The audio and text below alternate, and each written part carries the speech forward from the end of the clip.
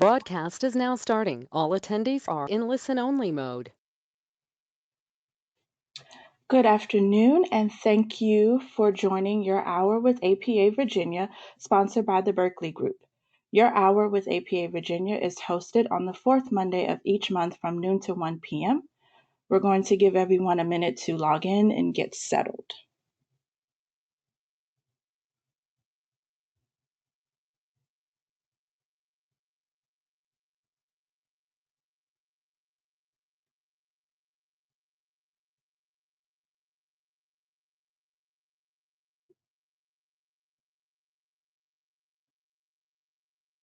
Thank you again for joining our webinar today. Before we get started, we want to remind you of a few exciting things APA Virginia has coming up and a couple housekeeping items. Get ready! Registration for APA Virginia's 50th conference opens soon. Be sure to visit apavirginia.com for more information, including our conference frequently asked questions and ticket policy. And mark your calendars for the June webinar. June 22nd from noon to 1 p.m.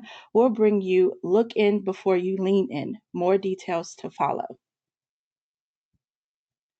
As we do every month, this webinar, the 2020 Legislative Session Overview, will be recorded and posted to our YouTube page by the end of the day. We encourage you to visit our YouTube and see past webinars or share it with colleagues. As a reminder, we will hold all questions until the end, but as the webinar is going on, feel free to type your questions in the question box on your dashboard, and we will answer them at the end in the order they came in. Again, thank you to the Berkeley Group for making this webinar series possible. We are always looking for new webinar presenters or topics. If you have one you would like us to look into, please email admin@apavirginia.com. This month's webinar, the 2020 Legislative Session Overview, is presented by three panelists. First up, we have David Maloney. David P. Maloney, AICP, is Director of Planning for the Hanover County, Virginia. David has 30 years of regional and local government planning experience. Prior to his career with Hanover County, he served as Director of Planning and Assistant County Administrator for New Kent County, and as a Senior Planner with the Richmond Regional Planning District Commission, now known as Plan RVA. David is a member of the American Institute of Certified Planners and the American Planning Association. He served on the APA Virginia Board of Directors and is completing a one-year term as Vice President of Legislative Affairs. He also chairs the APA Virginia Planning Director Committee. David received his Master's of Urban and Regional Planning degree from Virginia Commonwealth University in 1990 and a Bachelor of Arts in Political Science from the University of Richmond in 1983. Up next, we have Joe Lurch. Joe served as Director of Local Government Policy for the Virginia Association of Counties, also known as VACO. He earned his Bachelor of Science degree in Geology from William & Mary and a Master's degree in Urban and Regional Planning from Virginia Tech. Joe has worked as a planner for the cities of Fairfax and Richmond and Spotsylvania County. He also served as a planning commissioner for the city of Fredericksburg. His various professional memberships include the American Institute of Certified Planners, the Virginia chapter of the American Planning Association, the Virginia Rural Planning Caucus, and National Association of Counties. Previously, Joe served as the Director of Environmental Policy for the Virginia Municipal League and was the Secretary and Treasurer for the Virginia Energy Purchasing Governmental Association. Our last presenter today is Eldon James. Eldon James has spent over 40 years working in and with Virginia state and local governments. Eldon received his bachelor's degree in Recreation Resource Management and his master's in Urban and Regional Planning from Virginia Commonwealth University. He spent 17 years working in state and local government in positions with the Commission of Outdoor Recreation, the Cooperative Extension Service, and King George County, the final 5 years as county administrator. Eldon left King George County government to open Eldon James and Associates Incorporated in 1994 and has served as the principal of this public policy planning project and program management firm since then. The consulting firm's current clients include over a dozen Virginia localities, the Rappahannock River Basin Commission, the Virginia chapter of the American Planning Association, the Virginia Recreation and Parks Society, the Virginia Association of Area Agencies on Aging, and the Virginia Goodwill Industries Network. At this time, I will go ahead and mute myself.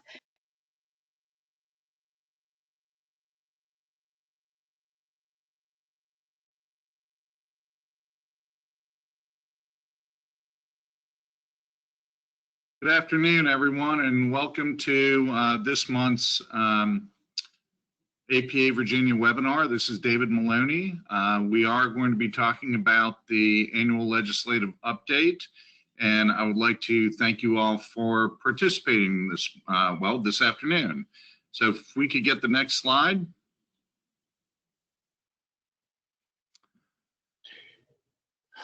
David, thank you. This is Eldon, and just a little bit about what goes on as we start to get ready for each General Assembly session.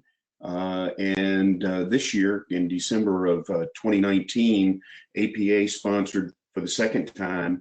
It's a national legislative summit, but it's geared towards state legislative activities and brings together the presidents and key officers and staff of each of the states. And this year it was actually hosted here in Richmond, Virginia. Last year it was in Austin, Texas. And so we look forward to being able to travel next December. But we had folks from across the country join us for 2 days. And one of the highlights was a tour of our restored Capitol that was actually led by Virginia's clerk of the House of Delegates. And then the other big thing that was going on coming up to this session was an affordable housing working group that Senator Jennifer McClellan had pulled together. APA Virginia was invited to provide input to the group that included a number of stakeholders. We also met separately with Virginia Home Builders and with VML, discussing some of the aspects of what was being hashed out. David, I'm going to turn it back to you. Thank you, Eldon. So the legislative process for APA Virginia really starts in the summer, specifically last summer with our annual conference in Hampton, Virginia. From then, we moved into drafting our draft legislative agenda.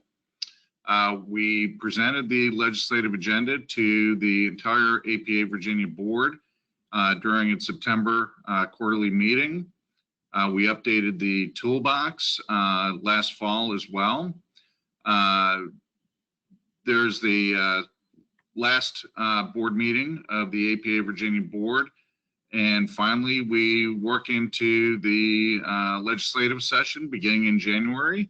And next slide, page. So because this year was a long session, the long sessions occur on even number years, we had quite a bit of activity in downtown Richmond. There are nearly 4,000 bills and resolutions introduced, which was almost 200 more bills than the next highest number ever introduced. Of those bills, 228 were passed, and one bill was vetoed by the governor. And so next slide, please. So what we'd like to do is break this discussion down into specific legislative areas. There was quite a bit of activity regarding solar energy throughout the state. As always, we're always dealing with planning, zoning, comprehensive planning issues, affordable housing. We're going to spend a little bit of time talking on one or two key pieces of legislation associated with that. We're going to touch on the environment, transportation, energy, of course, COIA and FOIA, and finally, local tax revenues. So with that, we'll ask for the next slide, and I'm going to turn it over to Joe, and he's going to give us a rundown on solar energy. Thank you, David. So what I'm going to do is just run down through some of these bills, and then I might take some pauses here and there, and Dave might add some context because he really is experiencing these things at the local level, whereas I'm mainly focusing on these things at the policy level through the General Assembly. So that first bill you see there, House Bill 414 and its Senate companion, that's actually in the Virginia Energy Plan section of code. It's not in 15.2, but how it relates to land use is it's regarding covenants that community associations have on solar power and what are reasonable restrictions. And it's something that has been in there for a few years, but this is updating it to say what would be a reasonable restriction that wouldn't incur what would be unintended costs or more costs for putting solar on a rooftop or ground mounted, or additionally would be a restriction that would reduce the energy output. The second bill you see there having to do with special exception for solar photovoltaic projects really just spells out a process in state code that I think many of our members thought already exists through a regular special exception, but it just says for solar projects, you can follow the special exception process, and you can ask for conditions, reasonable conditions, and set those in an approval. The third piece of legislation there, HB 656 and Senate Bill 875, its companion, this has to do with an optional provision in zoning ordinances that you can put in there that references national standards on solar energy projects. And what we're talking about here is the panels, any of the equipment associated with that, and that could also include energy storage or battery storage. One thing to note, it's not very clear, it has a reference to those standards, but when I try to look those standards up and see exactly what they are, it's not very clear. So that's something that as an option for localities come July 1st that you may want to think about. I will note that early on in the process, there was an enactment clause that would have made it mandatory that it would be in your zoning ordinance, and it might have limited exactly what you could or could not approve in terms of types of equipment. The next bill down, H Bill 657, Comprehensive Plan and Solar Facilities Review. There's been several changes to this section of code regarding solar facilities review. This comes under basically what is public service facilities in your comp plan review, your 2332. What's interesting to note here is that a locality has the option of waiving a 2232 review for solar facilities. The one question you may have, and you may want to consult with your county attorney and your zoning administrator on, is if you do this, is it for all facilities that you're waiving it for, or is it ones of a particular size? I think those are questions that are open to interpretation. The next three bills really were, I think, the meat and the crux and the debate during the General Assembly. And this has to do with the taxation of these projects. Just to give a little bit of context, going back to as early as 2014 and then modifications in 2016 and 2018, the state by policy had mandated an exemption from the local machinery and tools tax, the personal property tax for solar energy projects. And originally it was 100% exemption for anything up to 20 megawatts in size. That was modified in 2016 so that anything up to 5 megawatts in size gets a mandatory 100% exemption. And then anything above 5 megawatts would get a mandatory 80% exemption. VACO was actually successful in lobbying in 2018 to kind of cap that mandatory exemption to anything just under 150 megawatts. So anything 150 megawatts and above does not get the mandatory exemption. As you can imagine, the solar industry, which is hot and heavy right now in Virginia, particularly with the passage of the Virginia Clean Economy Act, which is mandating roughly 16,000 megawatts of renewable energy on land. While that renewable energy includes wind, I think the majority, if not all of it, will be solar. Just kind of penciling in the math, that's roughly about 250 square miles of real estate to accommodate all that solar. So they're looking at ways to get creative on financing these things at the local level. This was a proposal from the MDVCA, which is the kind of the regional local chapter of the Solar Energies Industry Association. And what this does, HB 1131 and Senate Bill 762, is it provides an option for a locality to provide 100% exemption from machinery and tool tax, and to go to instead what's known as a revenue share assessment, or you could really just call it an energy tax, really. I mean, that's what it is. And it's based on the nameplate capacity of the project. So if a project is 100 megawatts in size, then you could collect up to $1,400 per megawatt on a yearly basis for the life of that project as it continues to operate. Now, that's one route a locality could go to. HB 1434 and Senate Bill 763, this has to do with that mandatory exemption, the 80% exemption, and it actually provides a little bit of relief for localities in that moving forward, that 80% exemption for any of those projects, above 5 megawatts to just under 150 megawatts, it gets that 80% exemption through years 1 through 5 of the project, and then years 6 through 10, that mandatory exemption drops down to 70%, and then years 11 and beyond, that drops down to 60%. So it's a little more positive revenue if you stick with the M&T. What I'll note about both pieces of legislation, both the revenue share assessment and what I'm calling kind of a modest step down in the M&T, is that it extended the mandatory exemption that's currently in code for projects that had not begun construction by January 1st, 2024 to 2030. VACO had opposed those portions of the bill, so we ended up opposing the bills, but it was just that mandatory exemption. So anyway, that's where we are on those bills. I don't know, Dave, if you wanted to add anything, or Eldon at this point before I touch on the last bill, which is pretty interesting. Yes, thank you, Joe. I'd like to talk very briefly about the special exception provisions, HB 655 and 870.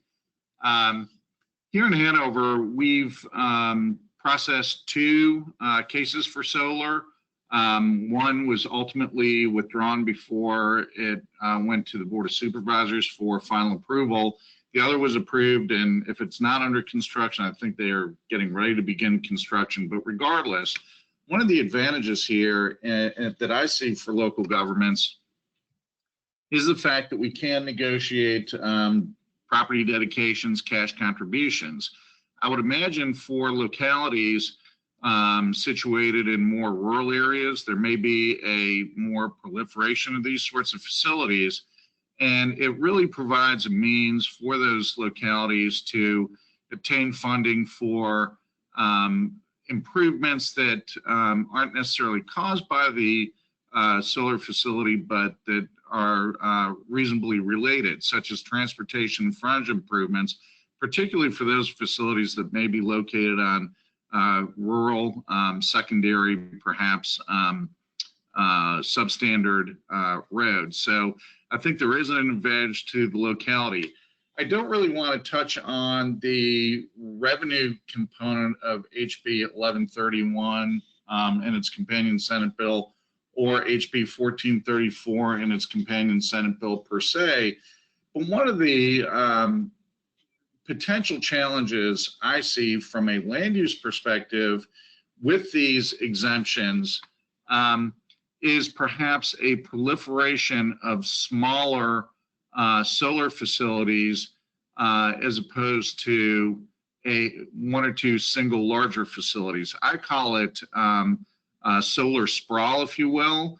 Not to suggest that solar is necessarily a bad thing, but like any land use decision, it does have both positive and negative aspects to it from a purely land use perspective. And by providing these exemptions for these smaller facilities, I question how much of the rural landscape is going to be consumed by these facilities rather than concentrating 1 or 2 larger facilities in more defined and confined areas. So if anybody has any questions on those bills, please write them in and we'll try to get to you at the end of this webinar. Thank you. Yeah, thanks, Dave. I appreciate that context. And it flows well into the last bill, which I think is going to be something that can be a game changer, particularly for our rural localities. And this is H. Bill 1675 from Delegate Keith Hodges. And it really comes out of the experience of what was happening in the Middle Peninsula. And essentially what the bill does is it mirrors state code language on siting agreements for landfills.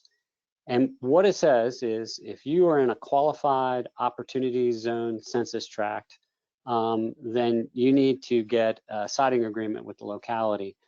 And this flows well into HB 655 and Senate Bill 870 because as a part of that siting agreement, you can negotiate with the locality payments for capital improvements or parts of your operating budget. You can also factor in, provision of broadband infrastructure, particularly in rural areas where you're lacking the capacity. And why I think this is all important is it's a way to really get the value for these assets that are in rural areas that are being gobbled up. I think it's fair enough to say that there is concern among some elected officials in these areas that they're seeing these facilities come in that have a mandatory exemption that's provided by the state that may generate some construction jobs during a 3 to 6 month period.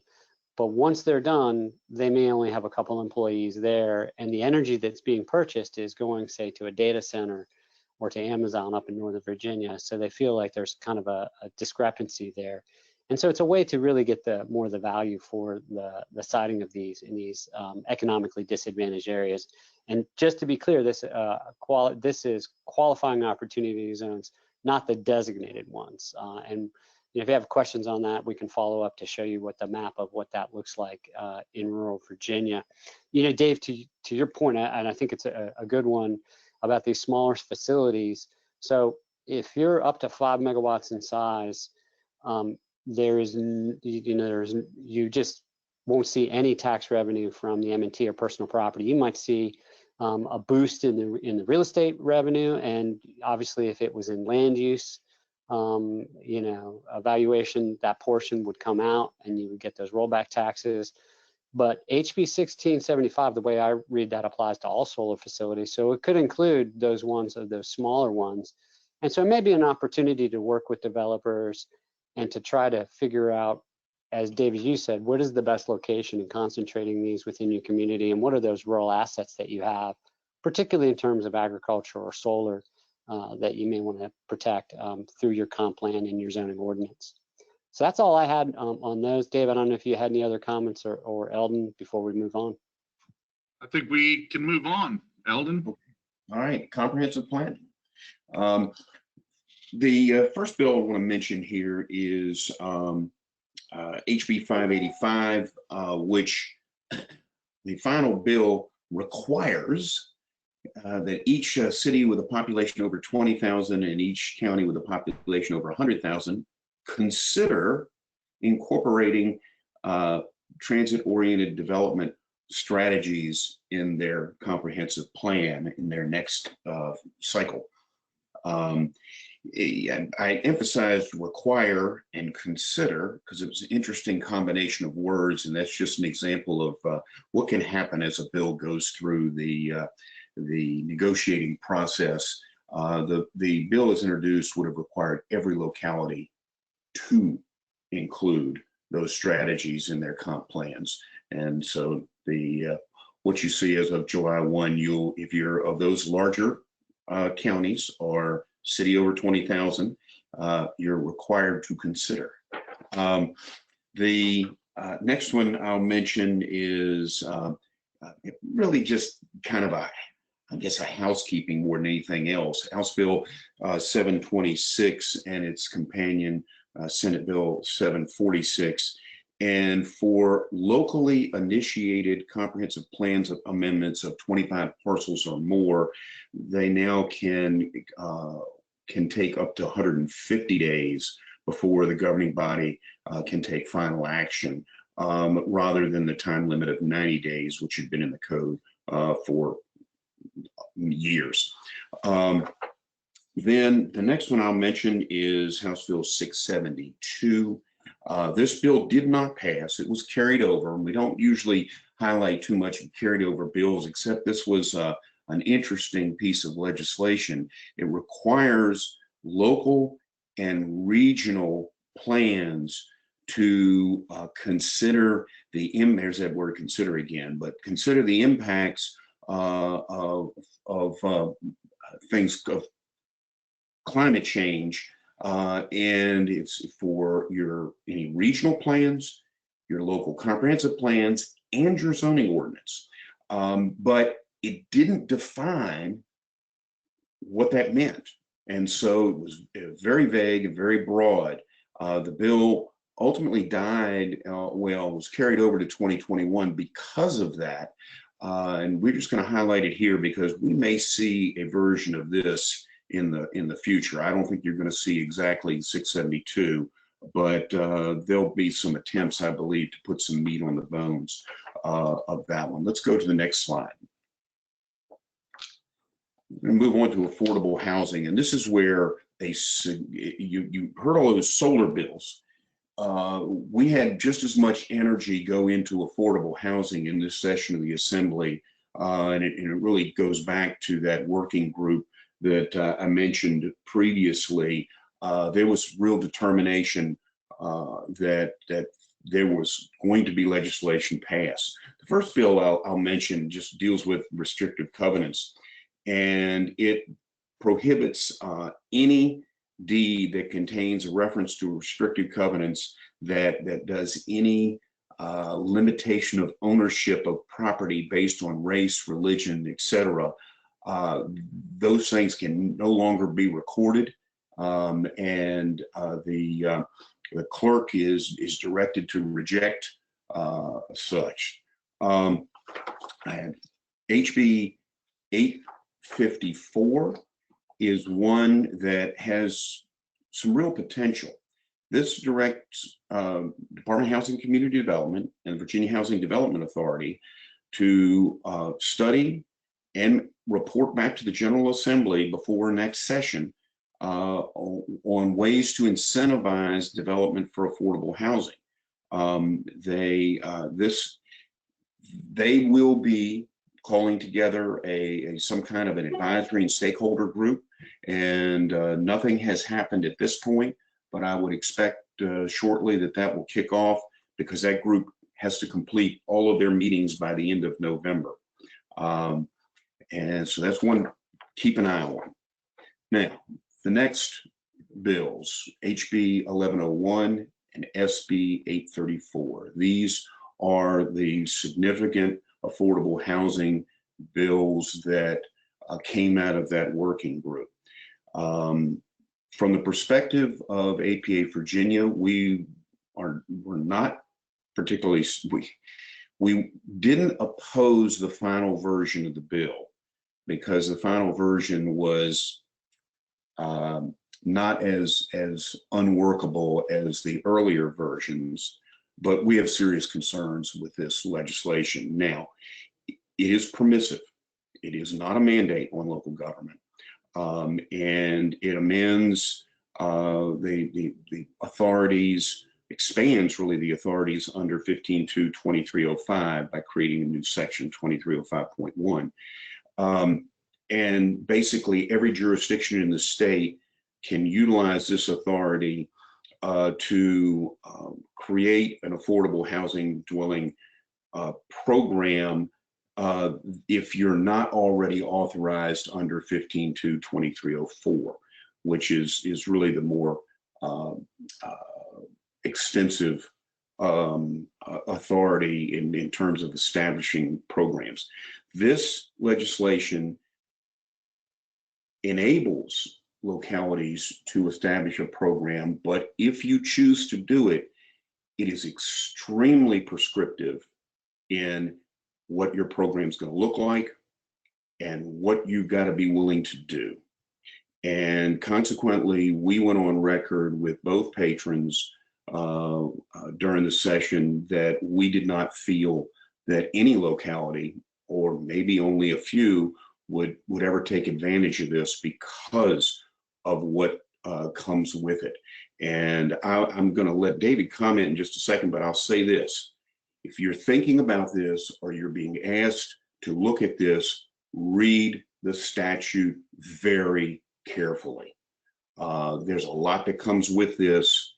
And one of the ways that the developer can reduce their costs to make their housing more affordable is they get to suggest to the locality what development standards, among other things, and there's a lot more to it than this, but they get to say, if you require sidewalks in subdivision, they can say, we don't want to do a sidewalk, or we don't want to do streetlights if those are required. And the locality has the burden to justify why they would have to do it. And with that, David, I'm going to let you opine on this a little bit. Well, thank you, Eldon. Eldon,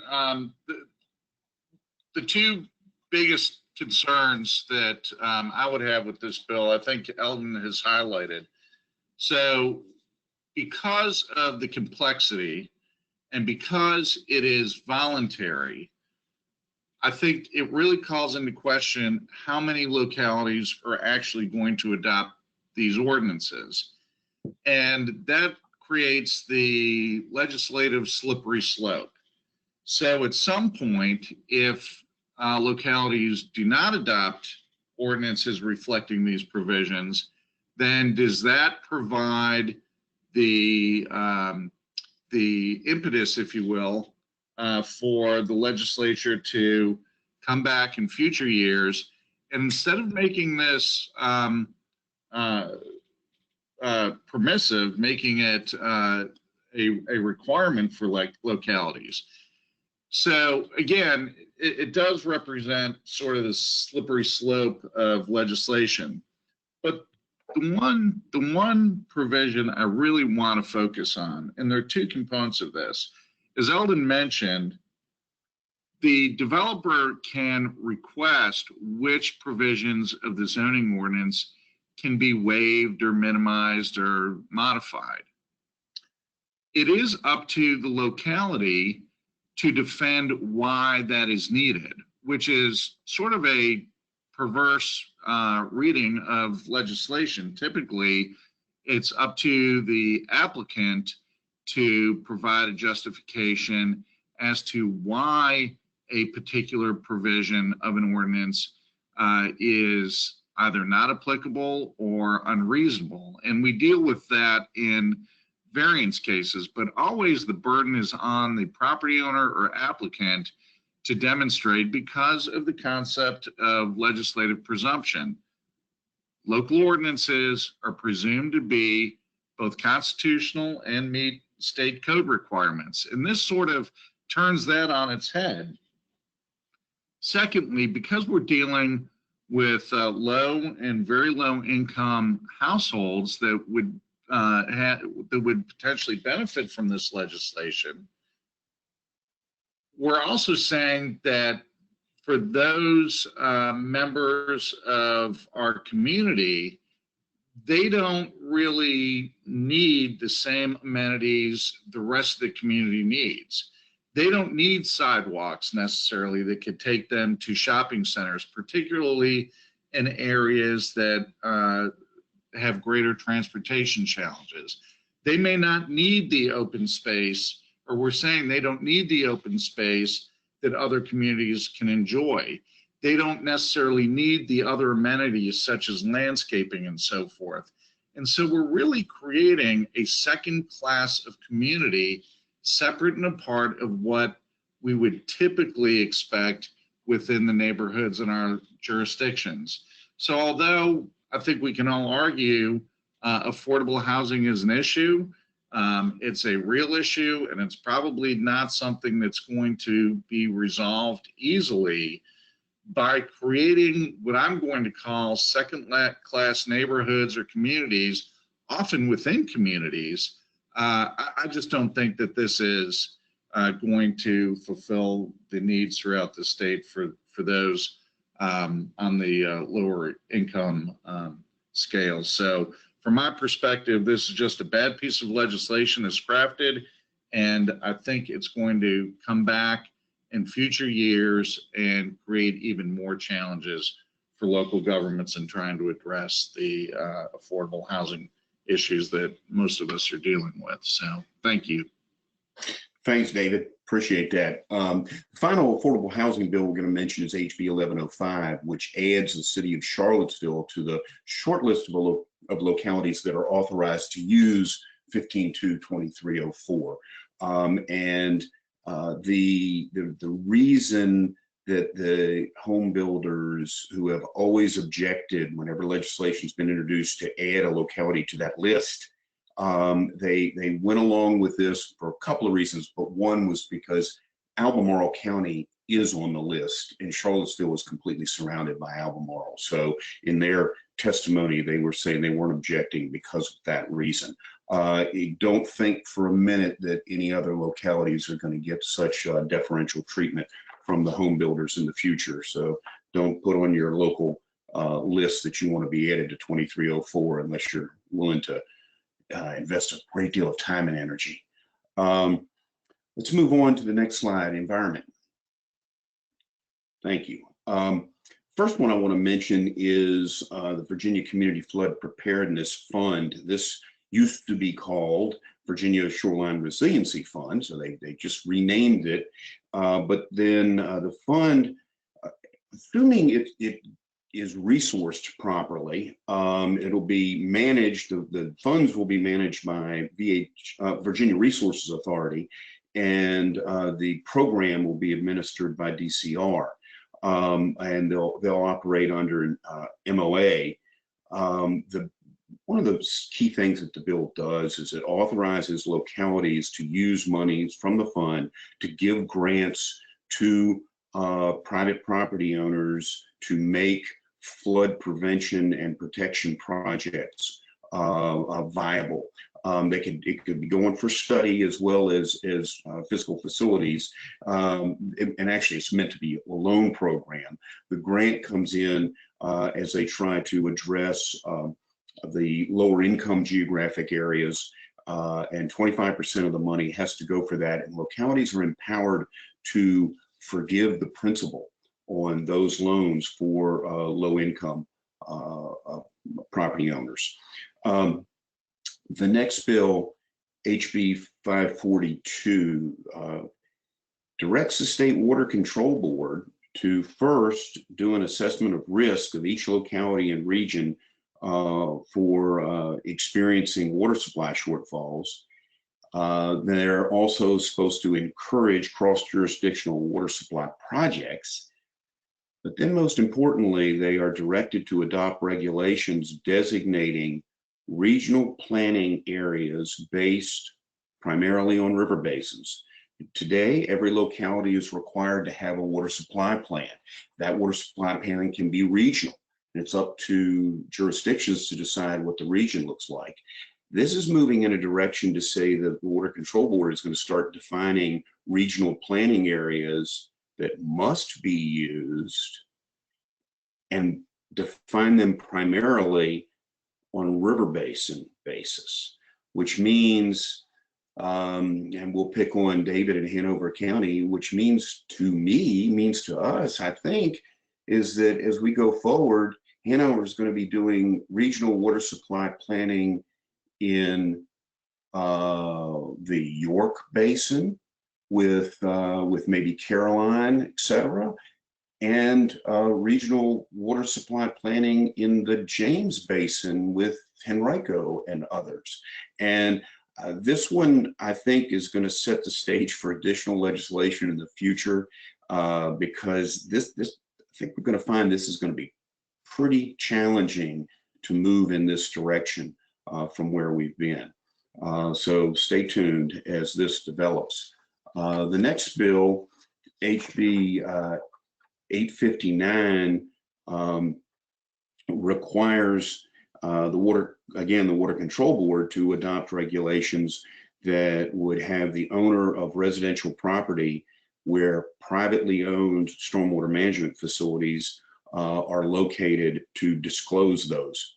That would be, they'd be recorded. The long-term maintenance and inspection requirements would be recorded with the deed, and they would be disclosed at the time to purchasers at the time of sale. Virginia's not real big on disclosure requirements. Usually they're more disclaimers. This one is actually a disclosure requirement. Next bill is kind of another one of those setting some policy direction or aiming in a policy direction, and we'll see where it's going to take us.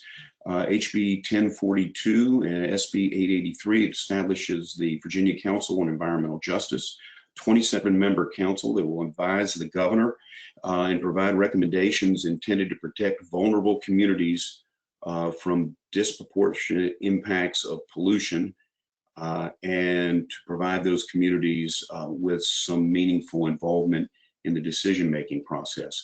This too is one, where is this going to take us? What is this going to lead to? And good or bad, it's going to remain to be seen. I don't know, maybe David, we could have him study the impact of the Affordable Housing Statute on certain communities. Referencing back to your comments earlier. The last one I want to mention under environment is HB 1695 and SB 1004. And this requires the Department of Game and Inland Fisheries working with Department of Transportation and with DCR to create a wildlife corridor action plan, and to really look at where those key wildlife corridors are and identify those. And that information will be used by VDOT in the future when they're looking at the environmental impacts of their projects. So a specific add to the environmental review and on VDOT projects. With that, I think we'll move on to the next slide, which is Alden, this is David. Before we do that, okay. I'd like, if we go back, thank you. I'd like to just comment on 542 and 1042 briefly. I think most of you are aware that the provisions of the statewide water resource planning regulations that came down, oh, I don't know, I'm going to say it's 10 years ago now, or close to it. They are pretty stringent planning requirements. And one of the frustrations we've had here in Hanover, and I'm sure many of you have experienced, is there's only a certain element to water supply planning that local governments really have any direct involvement with, or public service authorities. And that's really related to the public water infrastructure system. And so when it comes to private wells, that is really a function of local health departments or DEQ and the Water Control Board, depending on the size of the withdrawal and the nature of the withdrawal, whether it's a residential house or a significant industrial user. And it's also dependent upon which part of the state where you reside. But what this bill did initially is it put all that planning effort, whether or not localities are responsible for the source, on the locality to plan for that. And so that's sort of a challenge for local governments. But as Elton mentioned, it was a complex requirement to begin with. And now with the expansion of these requirements by watershed, it essentially doubles the burden on many jurisdictions, such as Hanover, where we fall into two significant watersheds. So although it's always a good idea to plan infrastructure and ensure adequate water supplies, from my perspective, we have not had the partnership with the state that we probably should have had in terms of data availability, but it also just adds a significantly extra layer of burden on localities who happen to fall within multiple watersheds. And I know there are many localities that fall within that category. So again, sort of a unfunded mandate that we're going to have to struggle with and deal with at the local level. As far as HB 1042 and SB 883, certainly we want to be aware of environmental justice and social justice issues. And the precepts of this legislation, I think, are very commendable.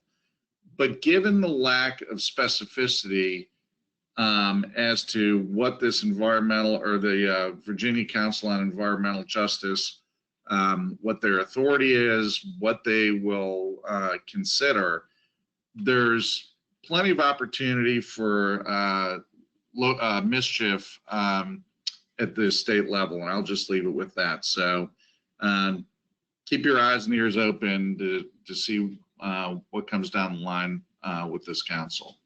Thank you, Eldon. Yeah, thanks, David. Let's move on to transportation because we're plowing through the time here.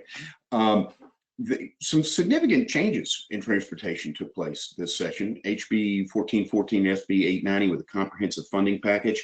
This raised the gas tax, restructured the gas tax from wholesale to retail, and raised it to 5 cents a gallon each year for the next 2 years. So a total 10-cent increase. You also have the same, right now, Northern Virginia Hampton Roads has their own regional gas tax. This adds a regional gas tax add-on to the rest of the state outside of any existing regions. Okay, well, you have Northern Virginia and Hampton Roads, you have the I-81 corridor,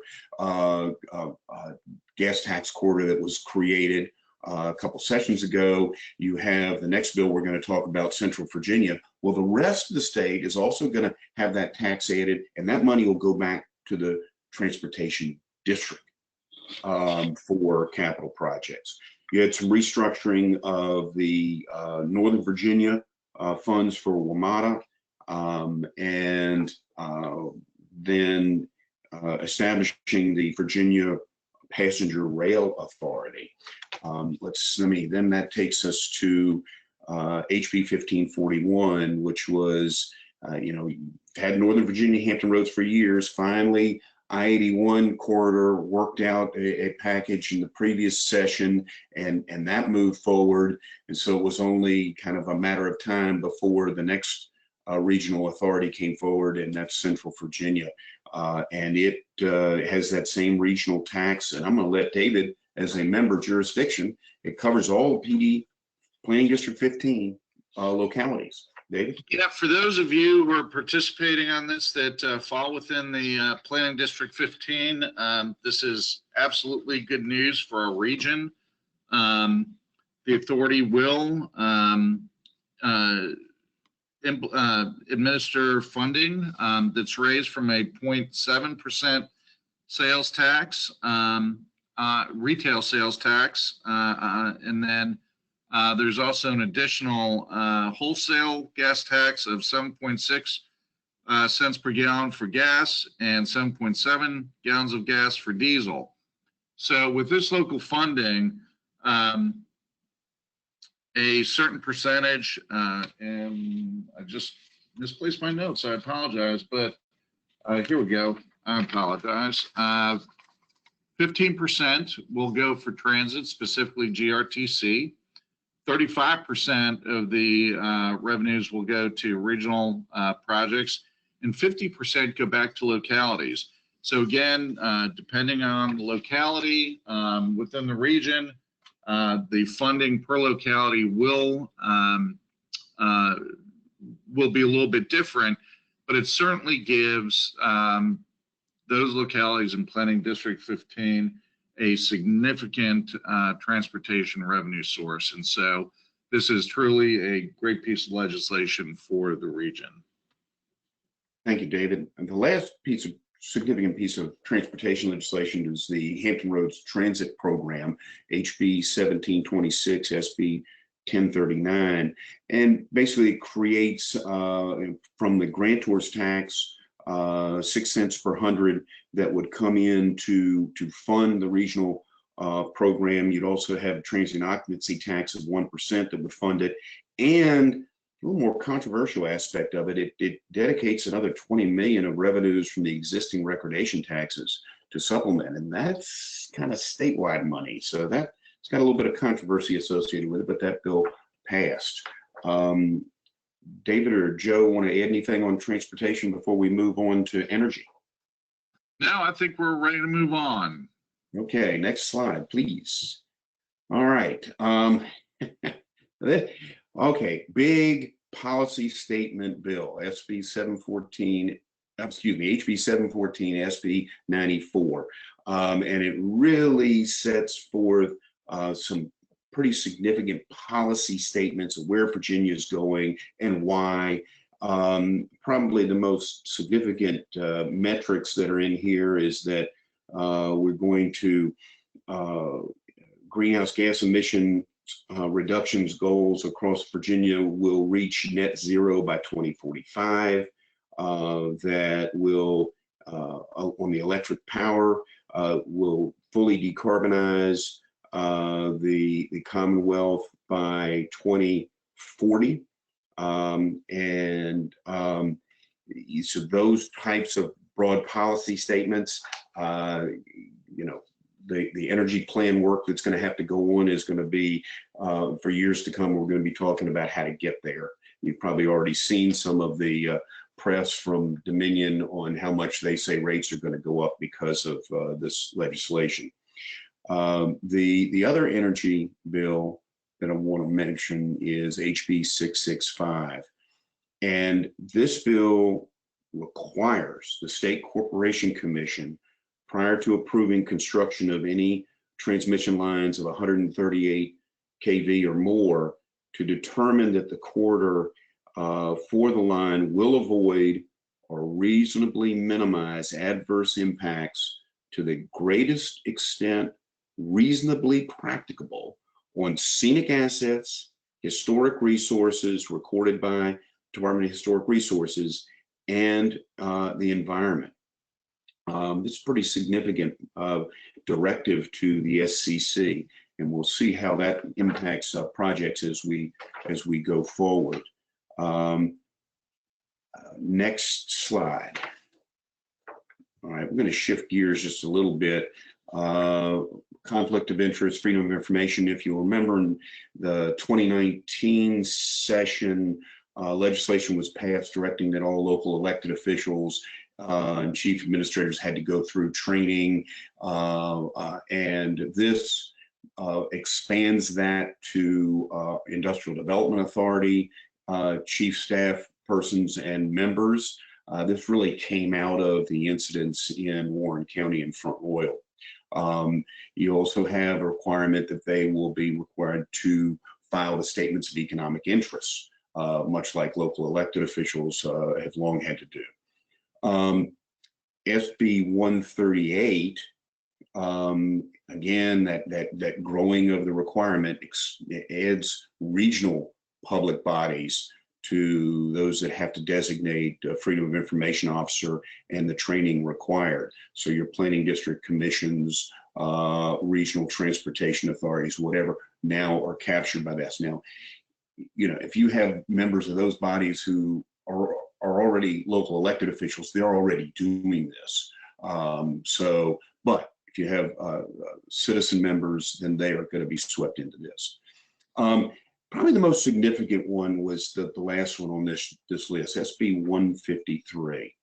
And what that bill does is it says that if a requester for a release under the FOIA asked for a cost estimate, then the time to respond is told while they're developing the cost estimate and the requester is considering that cost estimate.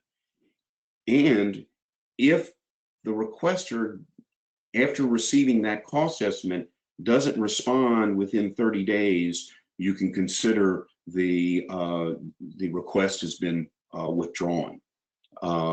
This is really aimed at folks who have been abusing the Freedom of Information Act requirements.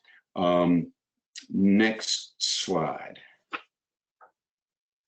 Okay, local taxing authority. We're gonna last bit of legislation we're gonna talk about here. Counties for, as long as I've been doing this, 25 years plus, have been seeking equal taxing authority to cities where this bill passed. There was some compromise in it, but counties can now access admission taxes. They can raise the transient occupancy tax above the 2% requirement, and even above the 5% requirement. That revenue collected between 2 and 5% still has to be dedicated to tourism promotion and tourism related activities. But anything over the 5%, if you go higher than that, doesn't have to. Add cigarette tax and with a maximum of 40 cents per pack. Now, for the first time, cities are capped at either their current rate if it is already over 40 cents or at 40 cents. That was, cities were not real happy with that. That just was part of the trade-off that came as things went along. Then the final food and beverage or meals tax, as commonly called, can now be enacted at the local level on action of the governing body, not requiring a referendum. This does have one limitation, is if you're in a county that had a referendum that was defeated, you're going to have to wait 6 years before the board could take such action. And that gets us, with just a few minutes left, through all the pieces of legislation. David, I'm going to hand it back to you. All right. I don't really want to go into anything too specific on what we've discussed, but I know I've expressed a little bit of skepticism about several bills that we discussed this afternoon. But one of my observations overall is, for the first time in a long time, the General Assembly has been very sensitive to local government needs. We're talking about local taxing authority, giving that to local governments. Great legislative action on revenues to enhance transportation, clarification on solar energy. So overall, nothing's perfect, but overall, I think this has been a very positive session for local governments. So we talked about a couple things. The one big issue I think we're going to be dealing with next year is comprehensive planning and climate change, and see what comes out of perhaps a retooled bill that was passed over this year. Obviously, some of the issues we'll likely be dealing with in the 2020 special session and the 2021 regular session, impacts from COVID-19. Their impacts on state and local budgets. I know we've all had challenges trying to facilitate public meetings and engaging our citizens in our local governing and legislative affairs, and it's been a challenge. And then, are there other operational policies that the legislature needs to evaluate? So I think we can expect a COVID-19 packed session next year with probably sweeping legislation across the board regarding what we do at the local level and how we do it. We do want to welcome you to join the legislative committee. It's not a formal body. In a few moments, you'll see both Eldon's and my email address.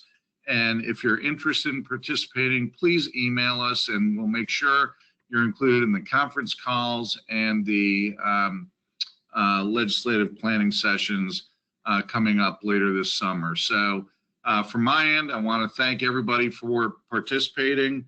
We hope this has been informative for the participants. You can see my contact information as well as Eldon's on the screen. And again, please let us know if you're interested in participating in our legislative efforts. And with that, I think we can try to take a couple of questions. We've only got 1 or 2 minutes left, but we'll try to answer 1 or 2 questions quickly. And as Paige mentioned, please send in your questions regardless. She will forward those to us, and we will try to respond as we are able in the next day or so. So with that, Paige?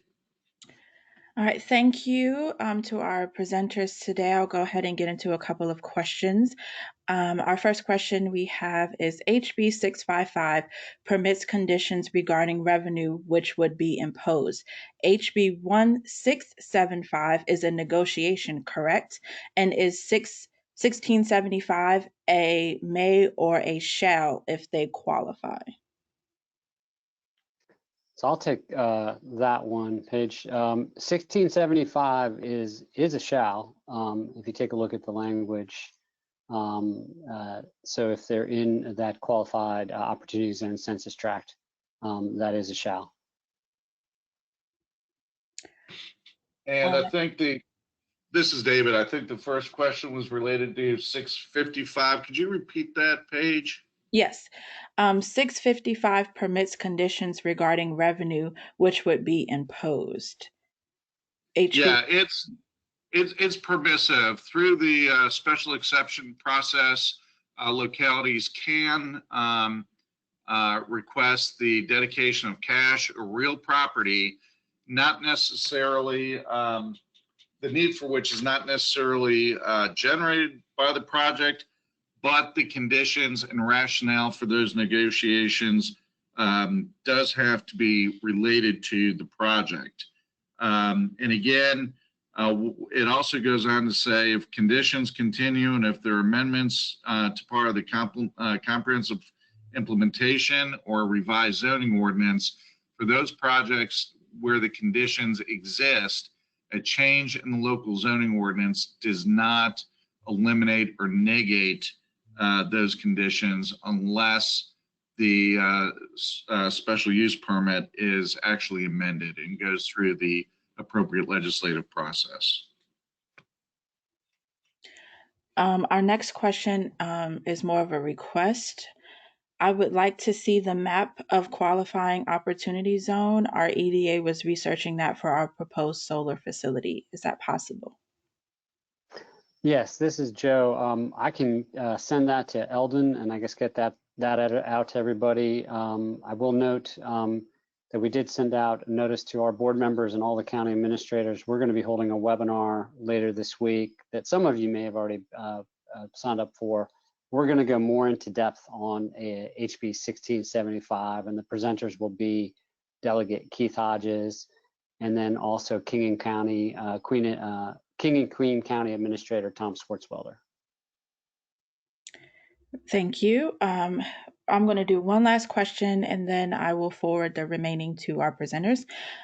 This one is to David. Solar being developed in Hanover.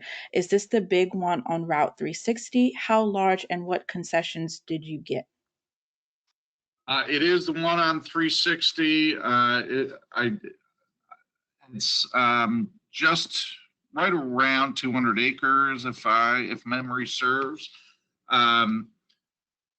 And that we didn't get too many concessions. It's on 360. It's a major corridor. Access was not an issue.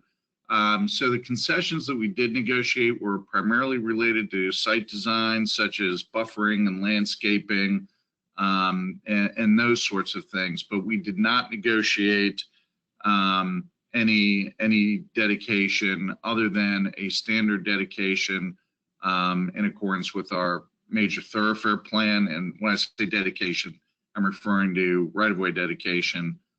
We do have a major thoroughfare plan as part of our comprehensive plan, and one of our standard negotiating policies through either a conditional use permit or a rezoning is to negotiate a dedication from the center line of the road into the property in accordance with the functional classification highlighted in the major thoroughfare plan. But most of the conditions really were related to site development. I know I said that was our last question, but we actually have only one question left, so I'll go ahead and read that so we can wrap up. HB 726 way was just now stated. Sounds like governing body must wait 150 days before it can act on locally initiated plan amendments. Is that right? No, it's actually, you have up to 150 days. Right now, you have only up to 90 days. So it's giving you a little more flexibility on the local end. It's not a restriction that you have to wait a certain amount of time. Thank you, Paige. Thank you. And like I said, that was our last question, so we can go ahead and wrap up. I want to again thank our presenters and all of you who joined us today. All slides and information will be posted to our YouTube in the form of this video. And stay on the lookout for information for our June webinar. Again, thank you to our presenters.